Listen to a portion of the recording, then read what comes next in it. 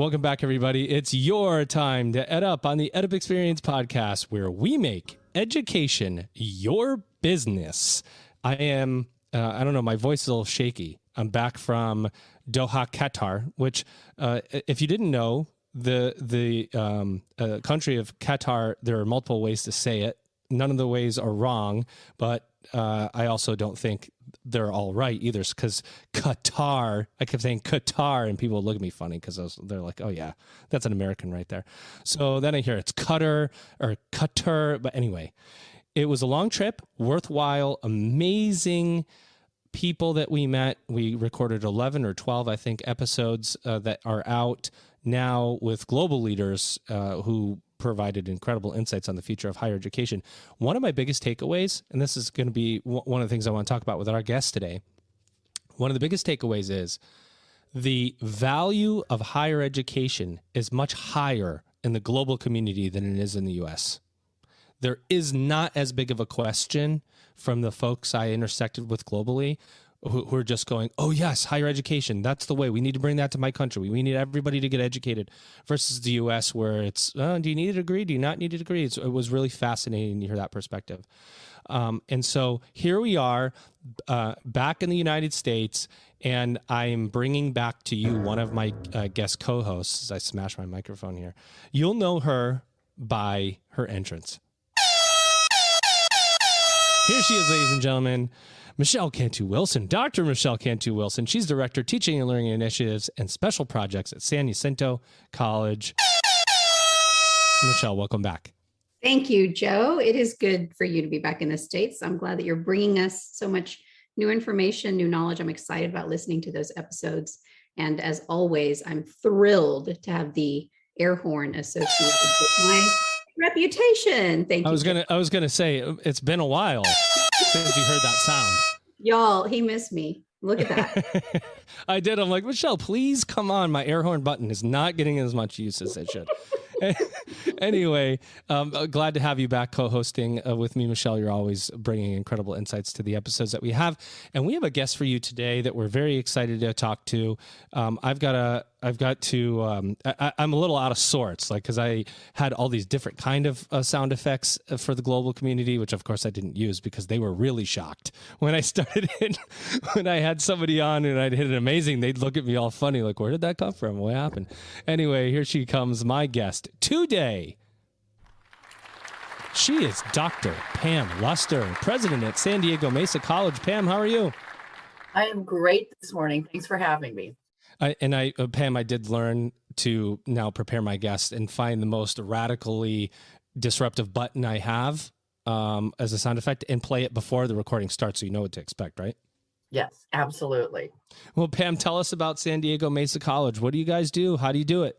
Oh, gosh. Mesa is this incredible community. Our vision statement is to be the leading college of equity and excellence.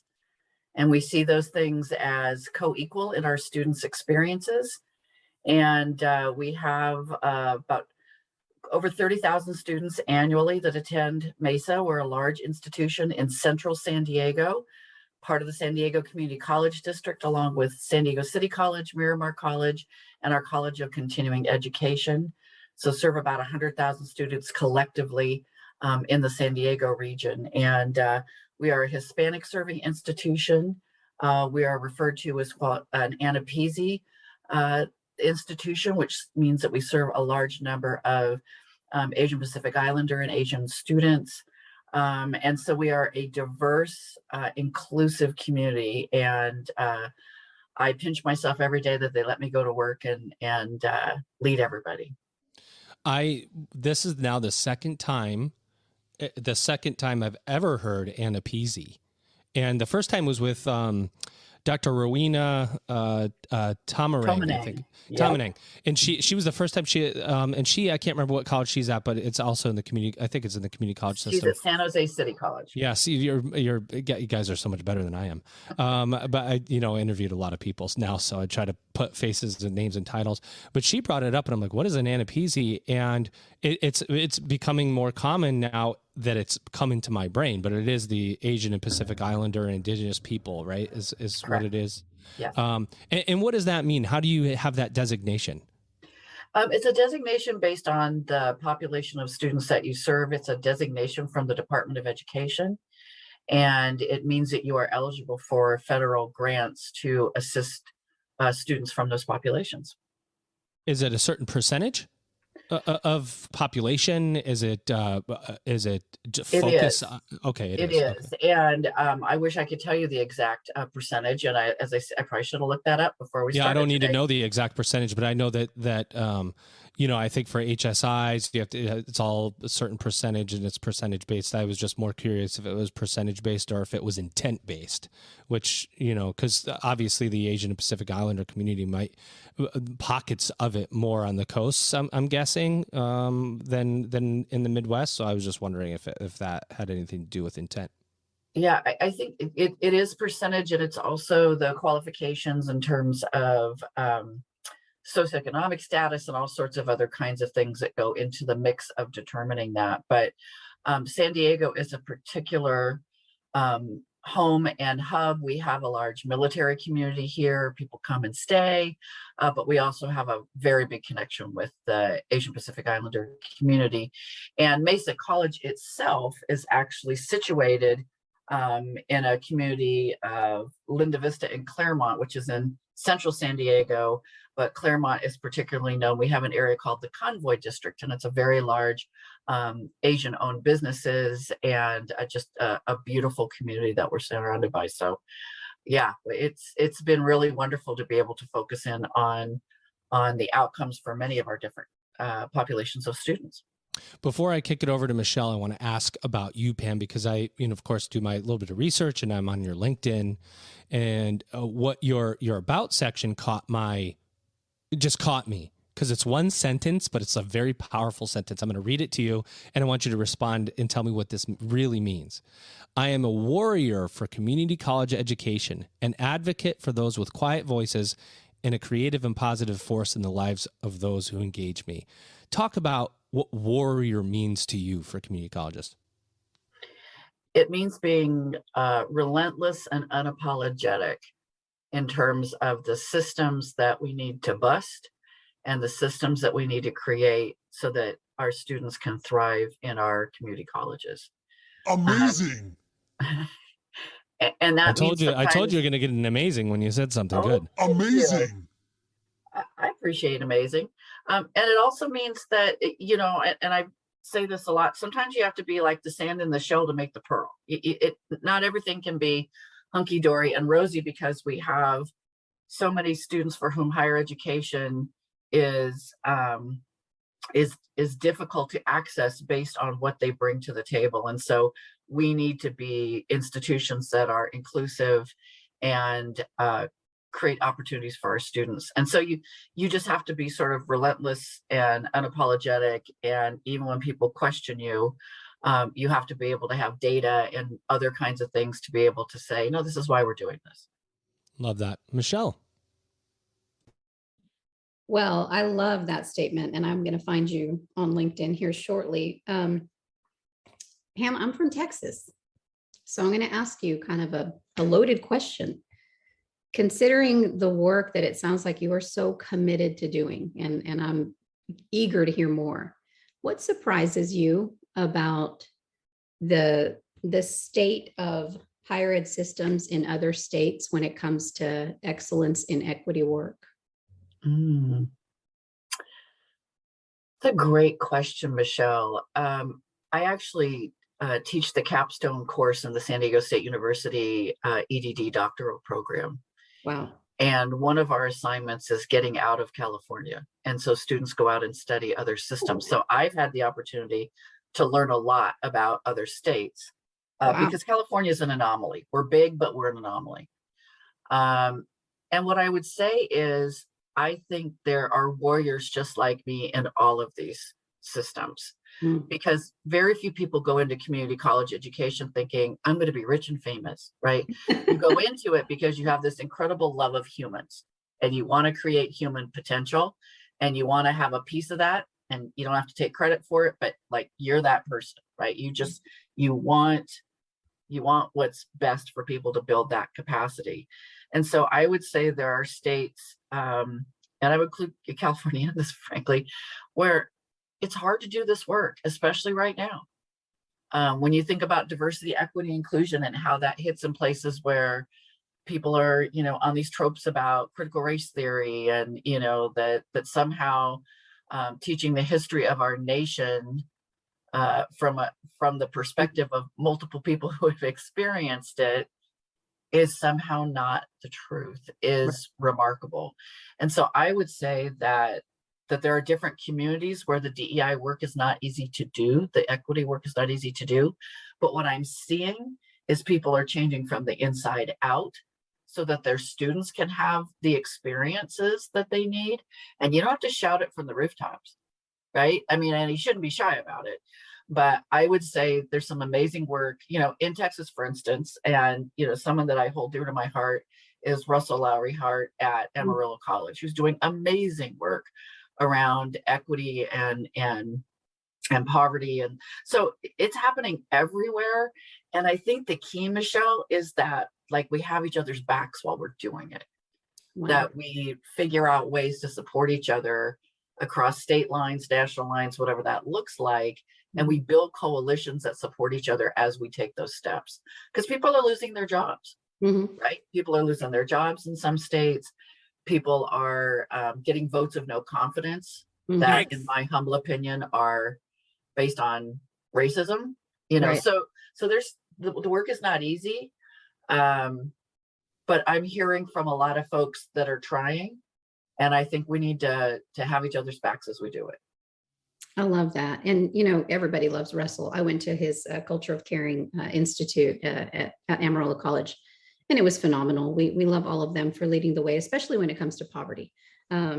What would you say? You said, changing people from the inside out. And we know that that's really hard work. And a lot of times when we do equity initiatives and we're trying to do this work, it's always the folks that are already engaged in the fight who are going to sign up first, right? They're going to be champions for that work. But what are you doing at your college to move those folks who are more, sedentary in their thinking or resistant to the idea of equity? Is there anything specific, any professional development, any, college initiatives? Yes. So several years ago, when we got our first grant for being a Hispanic serving institution, we built our teaching and learning center on our campus. We call it the Loft. It's the Learning for Transformation space. Oh, I like that. And yes, it kind of, it's like, it's on the fourth floor of our learning resource center. So it is literally a loft. And it's this very flexible space where people can come in and learn together.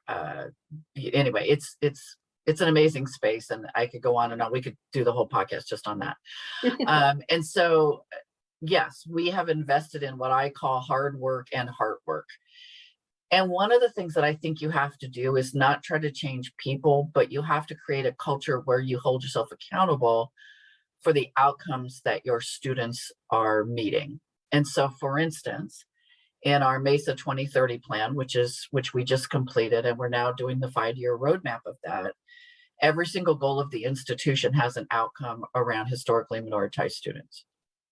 And so if I'm in a program collectively and we're not seeing the outcomes we need to see for particular groups of students or whatever that might be, maybe there's retention issues and I use euphemisms, tiddlywinks department, because the minute you say a department, people think that, you're mad at them. I was gonna say, you got a lot of slick ways to describe things. I like it. I know. So tiddlywinks department, hula hoops department, I use them all.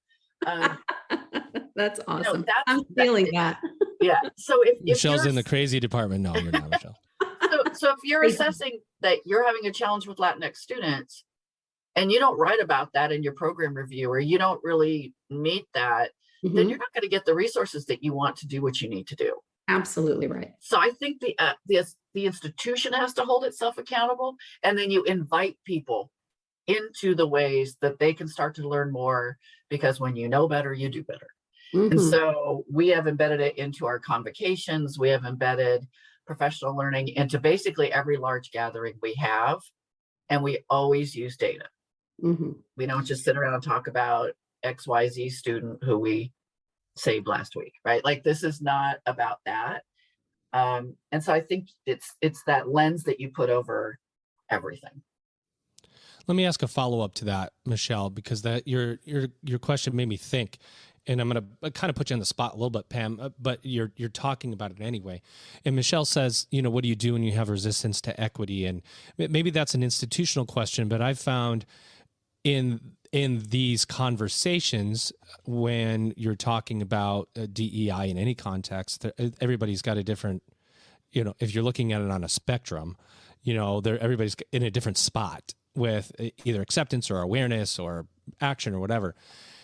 As a leader, if you notice that resistance in someone, whether it's embedded or purposeful, and they're and you're in a context where you can't have that, right? Because you're serving students, it puts you in a funny position, because DEI work, it's like you want to change people, but if you notice that there is resistance, you're in this funny spot as a leader to go, we can't have that person here.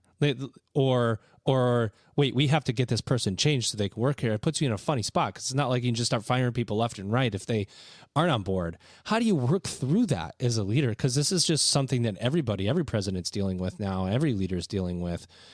It's this balance of I've got to accept the fact that this person has resistance, but I got to have them change from the inside out, because they have to be a reflection of the students. But at the same time, from a business perspective, you're going, wait a minute, this person isn't on board with what we're doing here. What do I do? Is that an easy question or a hard question? Maybe that's a hard question. It's a multi-layered question. So I got to get on Michelle's level with these questions. That's why I'm asking. Yeah, that's a great question. So what I would say is that no one is born culturally competent, critically humble about race, about the impacts of inequities, the impact of racism on higher ed. No one's born completely knowledgeable about it, and very few people die with it, right? So everyone's somewhere on the continuum. And if you indict people because they're early on in that continuum, you lose them. And so I have very strong feelings about not sort of calling people out in ways that embarrass them, because I need them. I need everybody in, this group of volunteer warriors to help our students be successful. And so I think you have to offer opportunities for people to increase their knowledge around this. And yes, there are some who believe that, when they go into a classroom or in whatever situation they're in serving students, that their way is the right way of thinking, and that students need to sort of arrive fully cooked and ready to go. And equity is something that's unfair to those who come prepared, right? And then there's a continuum of folks. I think about, some of our faculty who actually teach in ethnic studies and teach in psychology and sociology in different places about people. And sometimes it's the very people, not necessarily those disciplines, who think they mean well and are on the equity journey, that maybe have some more work to do. And I would put myself in that category at a number of times in my career, where I thought I was like, oh, I know this stuff. I didn't know all this. I didn't wake up, knowing all of this every day of my life. So I think you have to invite people in, but I also think you have to hold people accountable. And if they're in large gatherings or other kinds of places where they are providing a counter narrative that's not helpful, that indicts students for their worldviews or life experiences, I do think you have to call that out in ways that are respectful and keep the door open for them to come back and learn more. That is not easy to do. And so I'm not pretending that it's easy to do.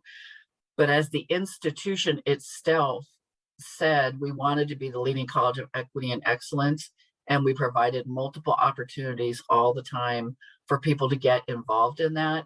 And we showed them the data of how their students were doing in their classes. And they had the opportunity to say, well, then you know what we really need? We happen to be a majority white faculty in XYZ department. We need to hire more faculty that look like our students. And so we do that, right? So I think there's a number of ways to sort of, put our arms around people, invite them in, and can help them continue on that continuum. That may seem a little Pollyanna to folks, for folks that understand a Pollyanna reference. But it's the way that I see it. And I think once you lose people, you lose them. And then how's that good? Right? Like, it's not helpful if people just walk away and never come back to a workshop, and don't come back to the party. So, and honestly, if you are doing things in your classroom that are not of benefit for students, and your peers evaluate you and say that, then maybe you should go find something else to do. Right? I mean, Yeah, I agree. There's nothing wrong with seeking out different work. Yeah, I tell people do that too. True. And I just have to say that, like, in a situation with a question like that, there's so many ways to answer it. And, you know, I think you could tell that's really embedded in who you are because of the way you answered that question. So I really appreciate that. Michelle, I'll kick it back to you. I was just thinking, as you were talking about how I do see the hard line there. And that's what I was looking for, Pam, as you were speaking. I thought, where is that line where we say as leaders, at some point, we have to be willing to usher people out of the profession who are, those people who are not good for students. And you went there, and I appreciate that so much, because, you know, when we talk about those who are reluctant to do that work, on the other side of that, you have people of color, you know, those of us who are exhausted and worn out and tired of incremental, tiny steps forward.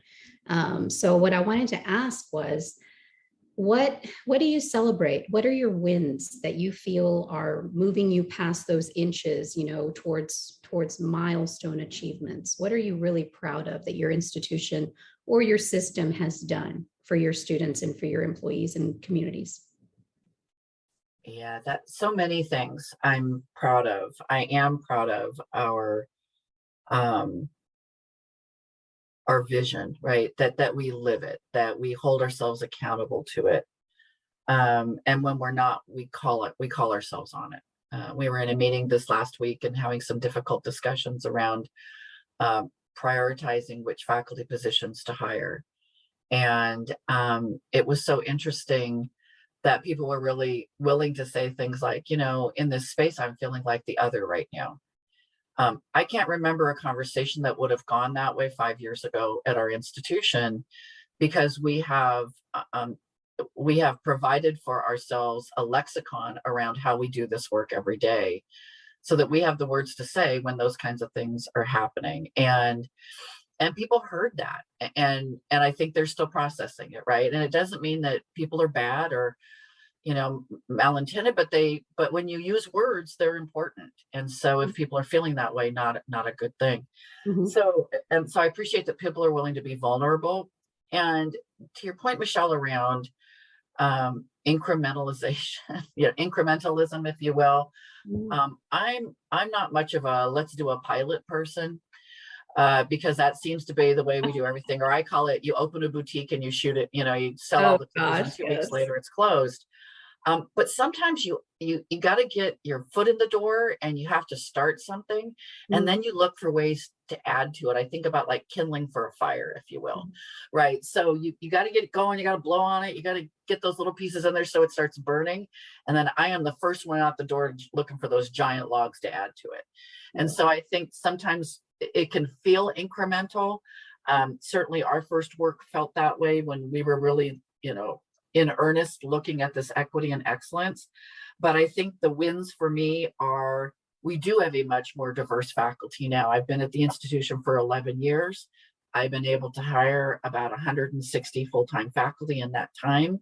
And I know that for the faculty, the tenured faculty of color have seen folks added to the ranks and maybe don't feel like they're the only one forever, right? That was there. Amazing. Yes. I heard from faculty, I'm not going to retire till I see another person that looks like me join my department. I did. I had people say that to me. Yeah. So I'm really proud of that. Our classified professionals are very diverse. Our managers are very diverse. So we've had that eye there. I would say even, and especially during this last, you know, I'll just call it 2 years now, because we're coming up on Yes. 2 years of the pandemic. I think what I'm most proud of is that we maintained a community, even though we weren't physically together. Mhm. We did community forums twice a week. We held all of our meetings so that people could join us. I think more people actually came to meetings during the pandemic than they did when we were on campus. So I Mhm. feel like communication's been as good as it can be when you're not physically together. But we really tried to maintain a community so people felt like they belonged to someplace, even though they weren't physically there every day. And we didn't stop doing work around equity. We continued that flow. We continued putting resources in. We continued sending folks to conferences and doing the kinds of things that we were doing when we were in person. Wow. So I think from a statewide perspective, one of the things I'm really proud about, I have this gig called #Equity Avengers, and Dr. Keith Wait, Curry. equity event? Equity Avengers, yes. In fact, we do a Twitter chat called Equity Chat on Wednesday nights Pacific time at 5 o'clock, and we interview leaders in equity. We've been doing it for about 1.5 years now. That's awesome. Yeah. I love it. I love my "oh yeah" button. That was just the perfect time. Yeah, to that hit. was awesome. I'm going to need some of these buttons when I'm done. So Equity when I'm in Avengers. meetings, I definitely just makes Right? it more That's fun. perfect.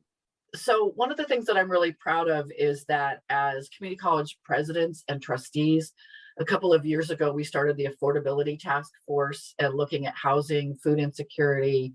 We've, Good. of course, added in mental health and technology and all those kinds of things. And we've actually sponsored legislation that have changed the game around how community colleges are funded for basic needs. Yeah. We were able to get, for the first time, housing dollars for community colleges just came out this year. Millions of dollars, not enough millions of dollars for all of us to build housing or public-private partnerships. So I'm really proud of being a coalition builder. Yes. And someone who brings people together, and building, again, I talked about like from the inside out, but also from that 50,000-foot level in, because it takes all sorts of levers all the time to move us. I'm incredibly impressed, and as someone who aspires to be a leader like you, it's really nice to see that there's always work to be done, and there are people who are really champions of the work, who are really pushing. I mean, the idea of building housing for community colleges, that is just mind-blowing. We know what a game changer that would be. And one thing that I really like that you said, well, two things that I like is, one of them you mentioned not piloting things. So from Russell Lowry Hart and his folks at Amarillo, we learned that we can't higher ed everything, right? We've got to pivot immediately and make changes, live changes, and not to use, as my president, Dr. Williamson, says, not use autopsy data, right? Use live data. But the other thing that you said was the lexicon. And that led me to the idea that I've been considering lately, which is, no one realizes how much structure and foundational work you have to do when you are advancing equity initiatives.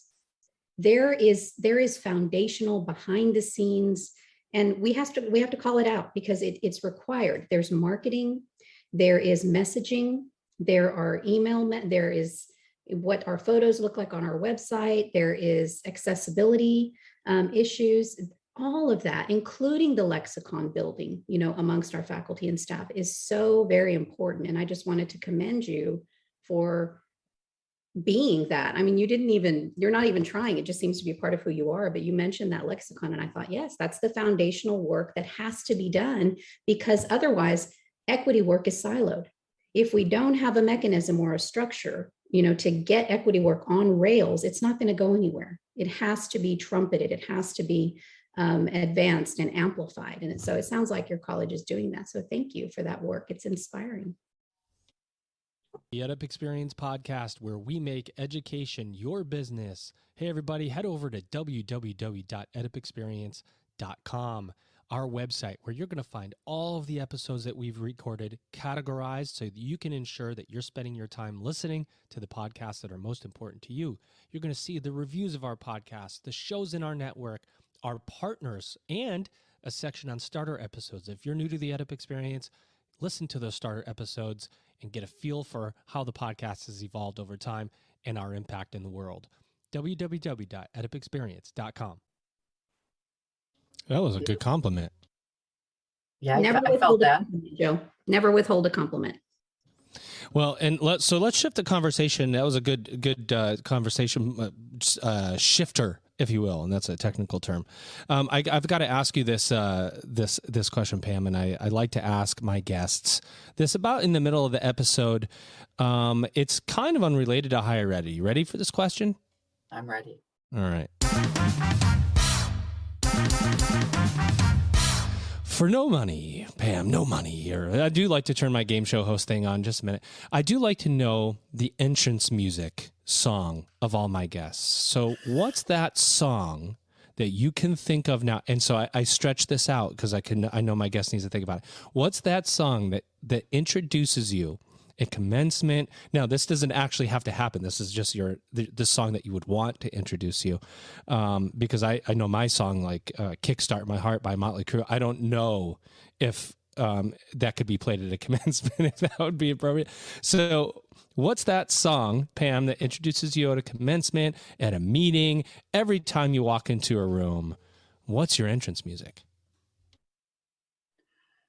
Okay, I am such a huge music fan, and I have so many genres that I enjoy. This is such a hard question for me, but I'm going to tell you what my Was it gut Motley told me. Crue, Kickstart My Heart, Pam? Did I take it? It is not Motley Crue. Oh, okay. It is not Motley Crue. It's probably I'm Every Woman. And that is That's a good one. Yeah. I'd good. Why throw are in you so She's a good, Bad Pam? Mamma Jamma, but there's some there's some stuff in there. Yeah, it would be in that. I have a very eclectic music taste, so but it's probably that because I feel that's really strong. I like that one. Outstanding answer. Why do you pick that? I like you even more. Why do you pick that, Pam? Because it's my belief that I am every woman, that I've had lots of different kinds of experiences, and it also feels like we're encouraging each other as women to know that no matter what happens to us, how hard we're bringing it, what a crappy day we're having, what a great day we're having, we're every woman. Like, this is just the female women experience, and it is what it is, and it's okay to be cool with it no matter how you're feeling, how you're looking, whatever's going on there. I just think it invites women to be women. My wife's standing here and she's listening to this and she goes, I have goosebumps. And so you just made an instant fan, Pam. Oh, do you hear in the back? I don't know. That's unsanctioned. That's not an actual sound effect button. That is my wife screaming in the background. You kept saying you had a wife. I didn't believe you, Joe. Sometimes she doesn't believe me either. Nice to meet you, Joe's wife. I have to agree with you. I was going to say earlier, whenever Pam was talking about being a warrior and Joe read that warrior statement, I almost said, but I didn't. This is the first time that I have been moved to tears on an episode. So I am with Mrs. Salustio for sure, 100%. So there's a couple problems I have there. Well, amazing that's true, that you're moved to tears, but you're also implying that I've yet to move you to tears, Michelle, which is a conversation you and I will have to have. I mean, you make me laugh until I cry, Joe. Oh, okay. Well, that's acceptable. Well, Pam, let's shift the conversation. Let's talk about community colleges, programs, enrollment. One of the things that's happened recently is that Google has made its certificates free for all community college students to take, and they're offering academic credit for it. I bring that up to say, in one of the questions that happened in one of the panels that I hosted at the World Innovation Summit for Education in Doha was around the disruption that certifications, for credit, non-credit, is having, may have, might have on education, the degree system, as it were. What are you seeing now with students? Are you seeing increased enrollment, decreased enrollment, value of higher ed, or certifications disrupting the pipeline? Take that in any direction you'd like.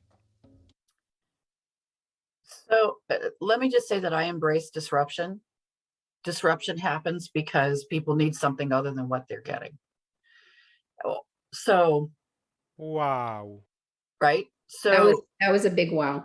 Say that again, Pam. Say that again. So I think we should embrace disruption because it means that people are seeking something else that they cannot find. And so someone else has come up with something that disrupts a system. And I will say that unless we engage in disruptive practices, the baked in colonialization of higher ed will be maintained forever and ever. So disruption, not a bad thing for me. What I do think can be disruptive is when people disrupt education for profit. So if disruption's happening because there's a market for students to learn skills to get better jobs, nifty. If it's disruptive so that I'm going to open an institution, lose my accreditation 2 years later, and saddle thousands of students with student loan debt because that's how I got funded, I'm not cool with that disruption. Amen to that. Okay. And I think that is something that needs to be said more and more among our executive leaders. That has to be the collective thought, because I've never heard anyone said it quite like that. We can't leave our students high and dry. That's not the business that we're in. We're into capacity building. And so having something that's bright and shiny, we know that's attractive to our students. It's attractive because they're suffering like so many of us before them suffered, from poverty or lack of opportunity. Taking advantage of our students, that's not a business model that is sustainable if you're not in it for the right reasons. Exactly. Yeah, and there's so a lot there. Yeah, I think the disruptions, well, one, remember my thing about the sand, and the shell and the pearl. I think we need to be bringing each other to new levels of outcomes so that our students get what they need. And so if there's disruption and there's other education providers that are providing something for students where they can get there faster, get into great jobs, then why aren't we doing it? Right? Then why aren't community colleges adopting some of that? And I think we are. I think there are some spaces that do that. Our College of Continuing Education in our district is doing a really good job of that with some of the program that they do in the non-credit space. And so I think there's plenty of work for all of us in higher ed. I don't think we should be excluding one another from opportunities. I think we should be leapfrogging each other. Like, I learned to do something really good, and then I jump over you, and then you look back and you go, "Oh my God, that was really cool. I'm going to try that too." Right? That's what we should be doing for one another. But there are challenges right now. Our students are not returning to campus in the same ways that they left. Neither are we. There's trauma in our communities. There's been death. There's been disease. People are still dealing with excuse me, long haul COVID or and like the Omicron bomb is going to go off soon. I mean, it seems like we just get going. We get everything in place. I mean, honestly, the managing the pandemic as a college president, and not that I need anyone to play tiny violins, but this has been the challenge of a lifetime, no doubt about it. Just trying to create a community where everybody knows what's going on when everything changes every 5 minutes has been a challenge. But our students are no different than anybody else in this. And we've all been hunkered down for almost 2 years now. And to think that we're just going to go put the balloons up on the first day of school and hand out water bottles and everything's going to be fine again, it's not the case. And so we've had to shift. And we were already offering about between 18 and 20% of our instruction online in an asynchronous fashion. So to say we're going back 100% wouldn't be where we were when we started. But we are offering more hybridized courses in different kinds of ways so that students don't have to physically be on campus as much for those who want that. And I think the disruption for us has been, and the enrollment, because we've definitely seen enrollment declines, are because if I'm a student and I'm thinking about, I'm going to commit to something for 16 weeks, right, that I don't really know what to expect necessarily. And maybe I was a 12 or 15 unit student and I worked at Starbucks part-time. And this is not at all meant to say that's the experience of all of our students, but I maybe have a family at home, different kinds of things. Now I'm thinking 16 weeks. Wow, that's a long time to commit to something. I'm just not going to go. So we have to shift. right? We have to do more 8-week courses. We have to do more asynchronous courses so that I can commit to 16 weeks, but I'm going to do it after my kids go to bed at night. And that way I'm not having to be time bound. So committing I to think, 4 weeks, 4 times, right? Yeah, I mean, yeah. it's the same thing. 4 weeks, Yeah. 4 times, or 16 weeks. It's the same time, Right. but the decisions can be shorter and give you an opportunity to make a new decision. You might make the same decision, or the decision to continue, but if you don't have that decision point built in, you give an excuse to leave, and that's and they're good excuses, right? I have to feed my family. yes. I'm not feeding myself. I'm not going to make rent. The job I thought I had, isn't coming through. There's just a whole host of fun things that are doing that. But, and learning is not, learning doesn't happen through a period of time. Learning happens because you develop the knowledge that you're learning. So if I'm taking a 5-unit foreign language class, 4 weeks is not going to happen. I can't, unless I'm taking nothing else, I have nothing else to do. I'm not learning Spanish in 4 weeks if I've never tried Spanish before. And so some of those things need to be 16 weeks because it's developmental. You need time for your brain to actually learn. And I think those are some of the disruptive pieces that we don't always understand and that our faculty really need to help us with, in terms of saying, in my discipline, this is how my students or our students learn best. And so I think that, but we are disrupted. We are forever disrupted. And so how we deal with that going forward. And if I see one more article about, let's capture all we learned during the pandemic and be different now, I'm going to scream, because nope.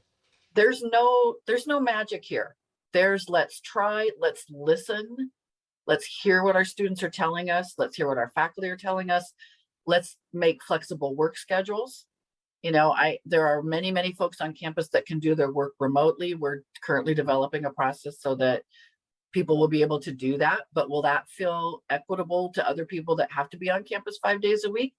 Probably not. So that's disruptive. So yeah, there's so many spaces and places where we are right now. But the great thing for me about being at a community college is because we are the arm of higher ed. Like someone said it along the way, and I don't know who, but we're like the Ellis Island of higher ed. We take anyone who wants to come and learn, right? And because we are in that way, and we're so used to being up for whatever it takes to help our students succeed, that we're going to be up for it now too. But we're tired, right? We're crawling across the finish line at the end of fall semester right now. We made it. But right on the top of that, we're looking at our spring enrollments and we're worried. And our students, and we're talking to students, what do you need? And how can we help you? And they're like, money, and time. And, so we've got our ears to the ground, and we're offering incentives for new students that are starting in the spring. And we're going to do whatever it takes. Michelle, get in any last questions you have before I give Pam the final two. I was just thinking about what you said about going back to those folks that are disrupting higher ed and community college education in particular. There is the whole idea of the transitions that our students experience. And Dr. Joe May from Dallas College said recently at our Texas Pathways Institute a month ago, he said, we community colleges have to get comfortable owning those transitions so that those bright and shiny pieces that are distracting our students don't get them off course from what could be a very streamlined, linear, and well-supported pathway towards a credential that is going to mean family sustaining wages forever, right? And so that, I just wanted to comment that you made me think of that ownership that we have of, well, like Joe May said, we should own those transitions. We should be prepared to fill those gaps so that when our students need those micro credentials, they're getting them from us. And I know that's work that we're doing in Texas. I'm sure you're doing it in California, but like you said, and I wanted to say thank you for mentioning listening to faculty, because they are the experts when it comes to their programs of study. And so that 16-week semester, it's so long for a 19, 20-year-old who has 2 kids at home and needs a job to put food on the table. So I really commend you for saying that, because we don't have to hire ed everything, like they say at Amarillo. We can certainly make changes. The one thing I wanted to ask you is, how do you talked about outcomes, right? And making sure that we're tying everything to outcomes, and then maybe backwards planning. How do you teach outcomes, program outcomes assessment in the work that you do, so that everyone at every part of the college knows that if we're not going towards a specific outcome and then using data to, evaluate our programs and redesign them, that we're not really doing the right work? Yeah, so first of all, let me tell you, that's not perfect at any institution I've ever visited. It is not. Mine. That's why I'm Right. asking. So I'm asking it's for personal a reasons. journey. It's a journey. I would say a couple of things. I think we've been able to use the accreditation process in that. We do have to have outcomes. We have to show that we're looking at that data when we make decisions around resources. And that's very formal, but that's not accessible to everyone who, let's say, is doing a grant initiative for, then they have $5,000. How do we teach program outcomes assessment? Yeah. So a couple of things. We do a lot of data coaching on our campuses. That's great. And so I think it's really helpful to have, we were just talking about a process on campus recently where we had some challenges, and someone said, gee, we should have had one of our data analysts in the meeting. I thought, yeah, that would have done it. So I think that's really critical. You need to build out your research capacity on your campuses. It's often the last thing funded, but every time you get a grant, you should write into the grant something that's going to help you with the data and assessment pieces. I think it's a culture thing. I do too. And one of the things that we've done successfully is we have a group called our Planning and Institutional Effectiveness Committee. Doesn't sound all that sexy, but nonetheless, they are the group that keeps their eye on the prize, right? They look at all the indicators of how our students are doing, and they actually data coach us when we do college-wide meetings around student outcomes. And so instead of having our researchers stand at the front of the desk, we have like 15 people who are faculty, classified professionals, managers who are doing that data sharing. And then so as it develops, so we might start at August convocation with a particular assessment outcome, whatever that might be that we're looking at. We gather data during the fall semester. It's called the PI committee, comes together, crunches the data, chews on it a bit, presents it to us. Now for winter convocation, we're actually now expanding that even larger. So now it's going to go to the whole campus in terms of, and it's all data around our students have done during pandemic. It's all focused on trying to figure out that, that question of who do we need to be for our students as we return to campus. And so I think it's a number of different things, but you can't be the holder of all the information. It has to get out. Mm-hmm. And then the other thing I think we've done really successfully is faculty inquiry groups on our campuses. And I think we have 12 or 15 per semester that are funded, and mm-hmm. faculty come together and say, this is what we want to know the answer to this question. And they put together, their little team, and then they do report outs. And that's the other thing we're going to be doing at convocation is asking faculty to share with other faculty what they're discovering in their classes. So I think it's it's all in different places and spaces. No, you've definitely colored that square, Joe. If you want to start a new idea, I think she wins the Big Idea Award, because both of those together, I can see them changing an institution that doesn't have a solid plan around building capacity around outcomes assessment, right? I love that PI group. I think that's outstanding. I would enjoy watching faculty and staff take ownership of the data and really engage with it and want to leverage their knowledge to solve problems. Well said.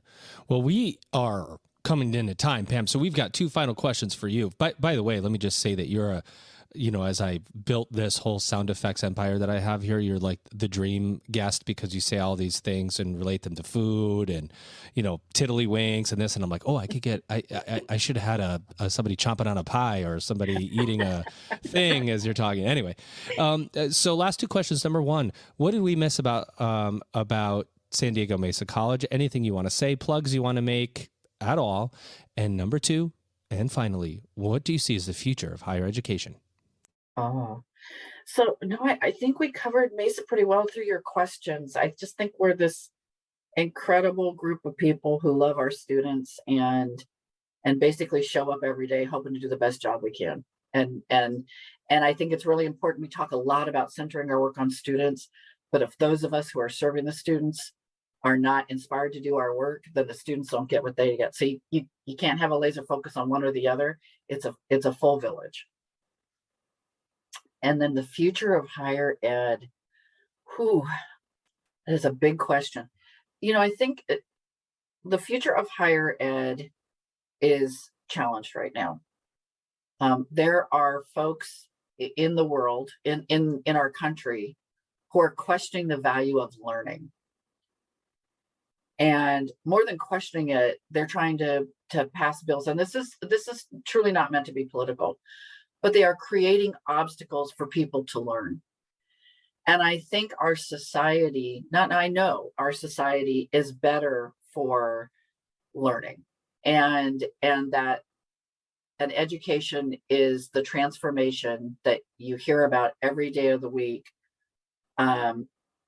that gets people to be able to live their lives in fidelity with the quote unquote American dream. And so if it's indeed the American dream, then higher ed to me is the bullet train. I will say in particular, I think community colleges, I said it before, the Ellis Island, you can literally wake up one morning and by the afternoon be registered and ready for classes by the next week. Try that at a university, just saying. And I love my university partners, but we change lives every day. And so I think the future is bright, but I don't think we can fall asleep again. We fell asleep. We fell asleep during, many, many years where we had lots of resources and other kinds of things coming to us. And I think we thought we were getting somewhere, and it only took a very short period of time for people start to post things on social media about, you don't need college, just get a trade. Well, who do you think trains aircraft mechanics? Community colleges. Who do you think trains welders? Community colleges. So I think the future's bright, but we have to pay attention, and we have to continue to be warriors on behalf of our students and be on behalf of the people who work with our students every day. Well, there you have it, ladies and gentlemen. My guest co-host today, you know her well. She's Dr. Michelle Cantu Wilson. Michelle, thank you for joining me on this incredible episode of the EdUp Experience with our guest of honor, Dr. Pamela. She is president of San Diego Mesa College. She was president on this episode and still is president of San Diego Mesa College. There you go. Connect with her on LinkedIn. Find her. She obviously knows what she's talking about. Pam, thank you for coming on the EdUp Experience today. Thank you for having me. It's been great. Ladies and gentlemen, you've just EdUp'd. All right, Pam, we're done. Nice job. Thank you. I was, again, I'm a fan. Instant. I don't know if I'm just a crybaby this week, but you're just outstanding. Thank you so much. Thank you. It's been a really, really hard semester, and I know everyone feels it everywhere. And to have a leader just say that, it means a lot. So thank you, in solidarity. Thank you so much. Absolutely. Yeah, we are crawling our way. We are. Well, thank you for joining the ranks of our community college voices that we like to highlight, particularly those female voices that don't give as much attention. So this will come out in January. Pam, I don't know what we're going to do through the next couple of weeks through the holiday, but it'll probably be sparse. So think January, and then it'll either be a Monday, which is our beginning of week episode, or our Powerful Women Wednesday, where we always drop a woman on Wednesdays. We drop a woman. We release a woman's episode with a woman leader on Wednesdays. We use the word drop a lot these days, right? We drop things in chat. Exactly. We drop it on Wednesdays. Yeah. And so appreciate you so much. We're connected on LinkedIn. For being flexible. I know that the Monday thing was just anyway. No, it's my fault too, because I also have all this stuff going on, and so we have to. Congratulations, Joe, on your new job. Very proud of you. Thank you very much. Appreciate it. Well, Pam, we will send you an email when this drops, and it will tell you all the ways to share it. All right. Thank you, Michelle. Yeah. I hope we cross paths sometime. I hope we will. I'll find you on LinkedIn. Thank you so much. Good. Learned so much. Right, Michelle, hang on for 1 second. Will do. Hey, I had an idea because question for you. Are you trying to go after our presidency? Eventually, yeah. All right. So we have this guy we interviewed. His name is Jeremy Moreland. And he sent our interview of him as part of his application package. And apparently, Front door. it was a big thing in Yes. getting him hired, because it was basically like, so he included the link, and they went in. This is his story. They went in and listened to it, and they referenced it in the interview process. Like, oh wow, those ideas were so great. And so maybe we should interview you, like have you be a guest. Why don't we have you be a guest, and then you can use it for your. Well, that's very kind of you. Don't be in any hurry. I'm going when you're ready. Year of administration, and it'll when you're be a ready. process. It was But just an idea. it's a great idea, and I love that this is becoming something. The interview process is contextualizing into the digital space. So Yeah. I think you also use that as a marketing tool. We're going to do that, but we're like, Very we good. want to help those that help us. Like, we really package something nice for you that you could use Thank you. in the future. So I let me know when you're ready. We'll do that. Yeah. Okay. Sounds good. All right. All right. Thank congratulations you. again. I hope you're excited about your new job, and I'm sure I'm we'll very figure it out. excited. It's going to be fun. All right. Go get some rest, Joe. Rest Okay. is for the week. All right. See you later. Bye.